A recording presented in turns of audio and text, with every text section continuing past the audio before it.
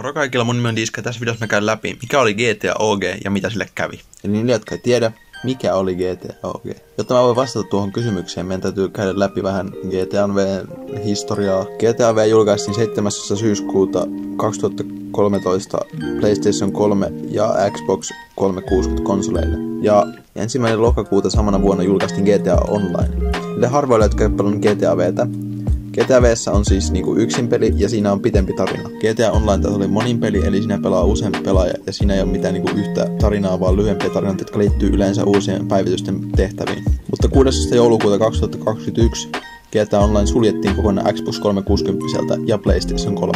Eli GTA OG oli tapa saada PS3 ja Xbox 360 GTA Online takaisin. GTA OG julkaistiin 1. lokakuuta 2023. Yksinkertaisesti se toimi käyttäjän näkökulmasta niin, että menit GTAn tiedostoihin sun PS3 ja vaihdoit sen alkuperäisen GTA BIN-tiedoston GTA OGn BIN-tiedostoksi. BIN-tiedosto on siis binäärikooditiedosto, joka näyttää tältä.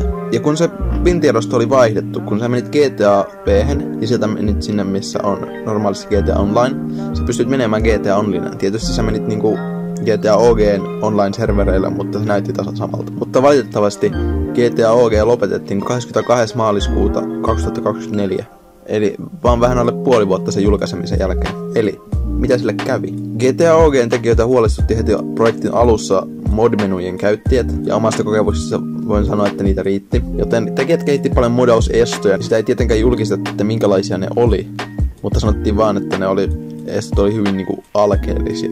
Mutta todelliset ongelmat alkoi, kun pelaajat alkoi myydä mod-menuja, jotka sisälsi RCE-hyökkäyksiä, jotka käsittääkseni käytti GTA OG-modausista ja niitä pelaajia vastaan, jotka ei käyttänyt mod-menuja. Ja GTA OGn tiimillä ei ollut keinoa torjua tällaisia RCE-hyökkäyksiä, joten niillä oli 2 vaihtoehtoa. 1. Poista kaikki modausestot, joka olisi ollut tuskallista niille, jotka halusivat vaan pelata, koska peli täyttyisi niistä modaajista, jotka halusivat vaan häiritä muita. Tai poista koko GTA OG-projekti. Ja GTA OGn omistajat päättivät poistaa koko projekti. Nyt te tiedätte, mikä on GTA OG ja mitä sille kävi. Kiitos kun katsoitte, tykätkää, tilatkaa ja tehkää tää hauskaa. Moi!